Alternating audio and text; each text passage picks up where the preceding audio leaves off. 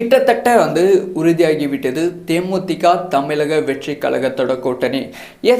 தேமுதிக தமிழக வெற்றி கழகத்தோட கூட்டணி வைப்பதற்கு ஆர்வம் காட்டிக் கொண்டு வருகிறார்கள்.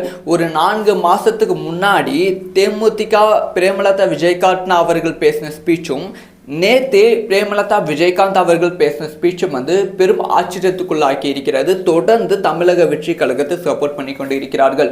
இதுக்கு பின்னாடி பல காரணங்கள் இருக்கு. தொடர்ந்து அதிமுகவோட தான் கூட்டணி, 2026 வரைக்குமே அதிமுகவோட தான் கூட்டணி அப்படிங்கிற ஒரு விஷயத்துல தேமுதிக ரொம்ப ரொம்ப ரொம்ப தெளிவாக இருந்தது. அதை நோக்கி தான் பயணம் போய்கொண்டு இருந்தது. ஆனா அதிமுக பிஜேபியோட கூட்டணி சேர்ந்த உடனே நாங்க கூட்டணிக்கான அறிவிப்பு ஜனவரி மாதம் வெளியிடுவோம் அப்படிங்கிற விஷயத்தை சொல்லியிருந்தாங்க. அதுக்கான காரணம் மாநிலங்களவை சீட் அதிமுக கொடுக்கும் அப்படின்னு நம்பிட்டு இருந்தாங்க. ஆனா தேமுதிக எதிர்பார்க்கும் மாநிலங்களவை சீட் அதிமுக கொடுக்கவில்லை. உங்களுக்கு 1%க்கும் கீழே 0.4% தான் வாக்குகள் இருக்கு. இந்த 0.4% வச்சு உங்களுக்கு மாநிலங்களவை சீட் கொடுக்க முடியாது. நாங்க அடுத்த ராஜ்யசபா சீட் 2026 ஏப்ரல் மாதம் நடக்கும் தேர்தல் கொடுக்குறோம் அப்படின்னு சொல்லிட்டாங்க. இதுக்கு தேமுதிக லைட்டா ஓகே சொன்னாலுமே மனசுக்குள்ள சில கசப்புகள் இருந்து கொண்டுதான் இருந்தது. அப்ப ஆரம்பித்தது இந்த தமிழக வெற்றி கழகத்துக்கான சப்போர்ட். தொடர்ந்து தமிழக வெற்றி கழகத்துக்கு தேமுதிக சப்போர்ட் செய்து கொண்டு வருகிறது. விஜய் அவர்கள் எங்க வீட்டு பிள்ளை, எங்க கூட தான் வளர்ந்தாரு, அவருக்கு நான் சப்போர்ட் பண்ணுவதில் தயக்கமே இல்லை, நல்லா வருத்தம் அப்படிங்கிற விஷயத்த பிரேமலதா சொன்னாங்க. நேற்று பிரஸ் மீட் இன்னும் பெரும் ஆச்சரியத்தை ஏற்படுத்தி இருந்தது. ஓப்பனாக பிரேமலதா விஜயகாந்த் கேட்டாங்க. தமிழக வெற்றி கழகத்தோட கூட்டணி வைப்பீங்களா அப்படின்னு கேட்டிருந்தாங்க.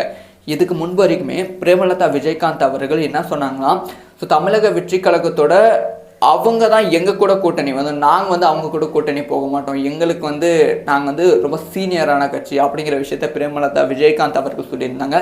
ஆனால் நேற்று ப்ரெஸ் மீட்டில் கூட்டணியை பற்றி கேட்கும்போது எங்ககிட்ட கேட்காதீங்க, அவங்க வந்தால் சரி அப்படின்னு தமிழக வெற்றி கழகத்துக்கிட்ட கேளுங்க அப்படின்னு அவ்வளோ படிவாக பிரேமலதா விஜயகாந்த் அவர்களோட ஸ்பீச் இருந்தது. அதையும் தாண்டி இன்னொரு விஷயத்த சொல்லியிருந்தாங்க. கூட்டணி ஆட்சி தான் நடந்த நல்லா இருக்கும்.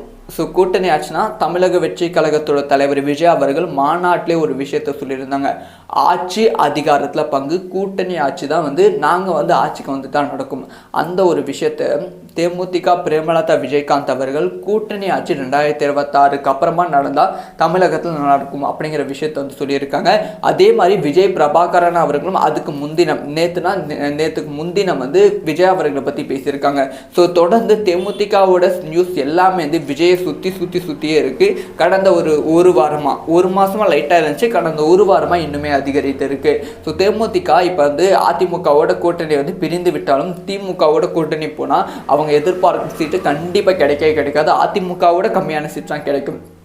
ஆனால் தமிழக வெற்றி கழகத்துக்கு போகும்போது அது தேமுதிகவுக்கு மிகப்பெரிய பலமாக மாறும். அதிமுக திமுகவுக்கும் நம்பகத்தன்மை உருவாகும். ஆனால் தேமுதிக தமிழக வெற்றி கழகத்துக்கு போனால் மிகப்பெரிய பலமாக மாறி அவங்க எதிர்பார்க்கிறதை விட பல மடங்கு எக்ஸ்ட்ரா சீட்டும் கிடைப்பதற்கான வாய்ப்புகள் இருக்குது. பிரபாகரன் பிரேமலதா விஜயகாந்த் அவர்கள் வெற்றி பெறுவதற்கான வாய்ப்புகளும் இருக்குது. என்ன நடக்க போகுது, தேமுதிக யார் கூட கூட்டணி போக போகுது அப்படிங்கிற விஷயத்தை வெயிட் பண்ணி தான் பார்க்கும். நீங்கள் சொல்லுங்கள், தேமுதிக அதிமுக திமுக இல்லை தமிழக வெற்றி கழகம் யார் கூட கூட்டணி பண்ணால் நல்லாயிருக்கும்?